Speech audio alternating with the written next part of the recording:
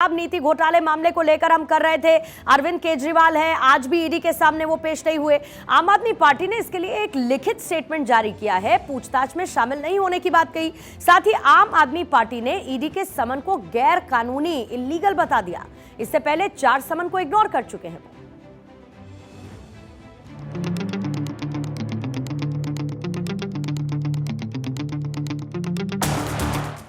5वीं बार पेशी से इंकार, क्या अरेस्ट होंगे केजरीवाल? नहीं हुए पेश केजरीवाल, फिर रह गए ईडी के सवाल।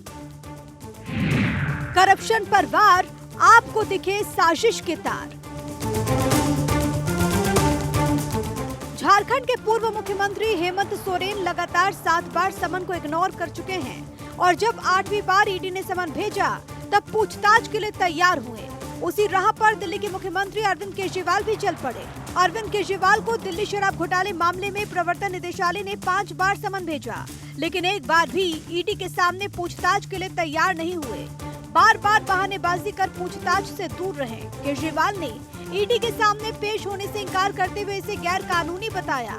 आम आदमी पार्टी का कहना है कि मुख्यमंत्री को फंसाया जा रहा है।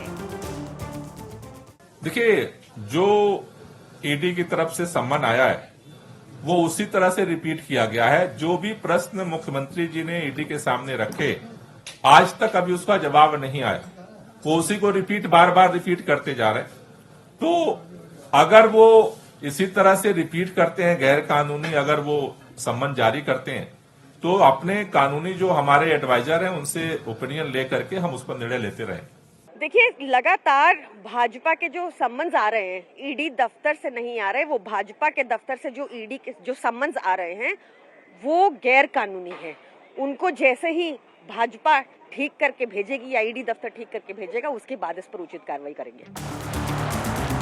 आम आदमी पार्टी के आरोप पर बीजेपी ने करारा वार किया। बीजेपी ने साफ साफ कहा कि पूछताछ से केजरीवाल भाग रहे हैं, कानून का पालन किया जाना चाहिए।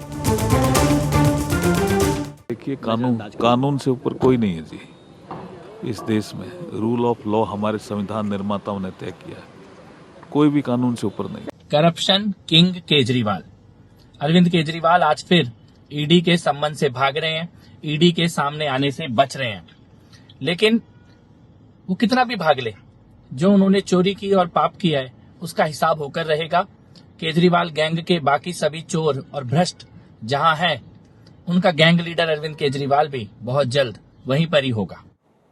बिहार में नीतीश कुमार के पाला बदलकर एनडीए में चले जाने और बीजेपी की मदद से मुख्यमंत्री बन जाने की घटना ने कांग्रेस और विपक्ष को जितनी चिंता में नहीं डाला, उससे ज्यादा चिंता झारखंड के घटनाक्रम से हो गई।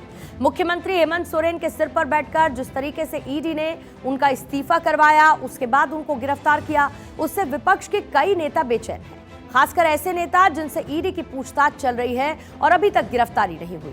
बिहार से लेकर पश्चिम बंगाल और हरियाणा से लेकर दिल्ली और महाराष्ट्र तक विपक्षी पार्टियों के नेता चिंता में हैं। सबको गिरफ्तारी की चिंता सता रही है और इस चिंता में सबसे ज्यादा लालू प्रसाद का परिवार है। उनके परिवार के 5 लोगों से ईडी की पूछताछ चल रही है।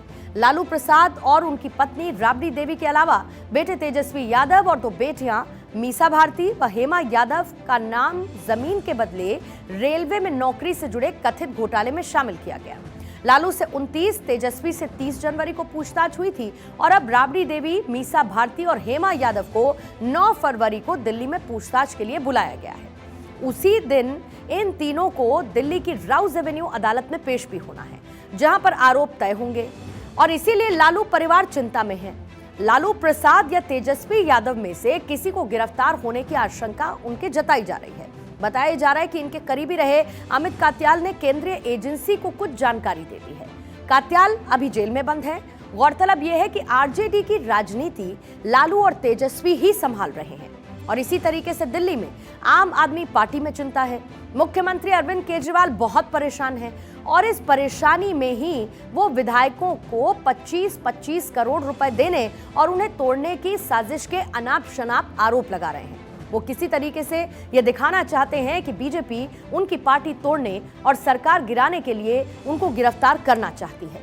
वो भ्रष्टाचार के नैरेटिव से ध्यान हटाना चाहते हैं, जबकि बीजेपी की कोशिश उनको भ्रष्टाचार के आरोप में घेर कर उनके कट्टर ईमानदार होने के नैरेटिव को खत्म करने की कोशिश है।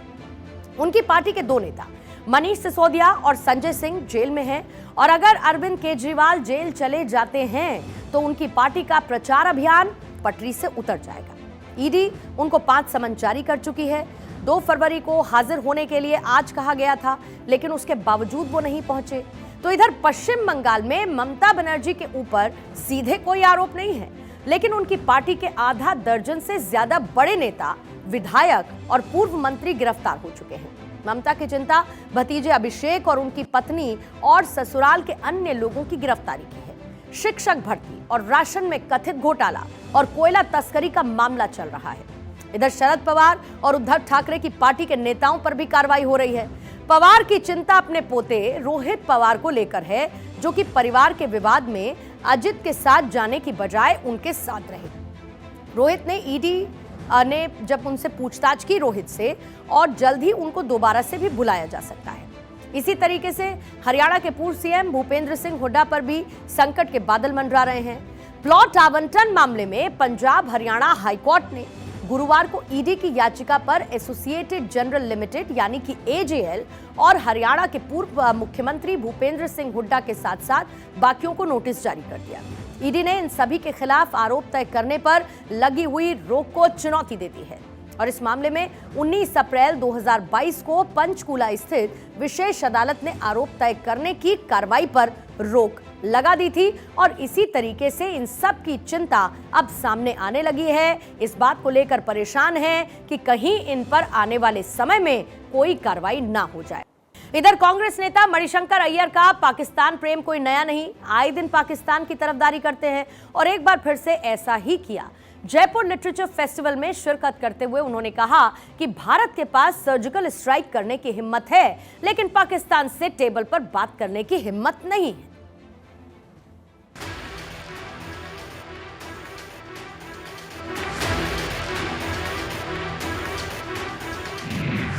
कांग्रेस नेता का पाक प्रेम नहीं हो रहा खत्म।